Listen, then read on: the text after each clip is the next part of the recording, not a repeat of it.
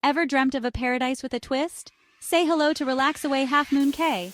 Carnival Cruise Line and Holland America Line have teamed up to transform their private island in the Bahamas, now dubbed Relaxaway Half Moon Cay. What's new? Oh, just an expanded beachfront to soak up the sun, new dining and bar options to tickle your taste buds, and enhanced facilities that'll make you feel like island royalty.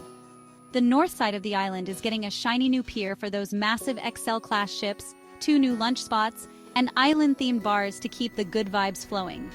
Meanwhile, the south side, a beloved haven for Holland America guests, is keeping its chill vibe but with some sweet upgrades like a new beach club and refreshed dining areas. Need to get around? No problem. A new tram service, expanded lounge areas, cozy cabanas, and a shore excursion pier are all coming your way. The renovations kick off in summer 2026, so pack your bags and get ready to relax away at Half Moon Cay. Until then, remember to like, share, and subscribe. Stay informed for future travel updates.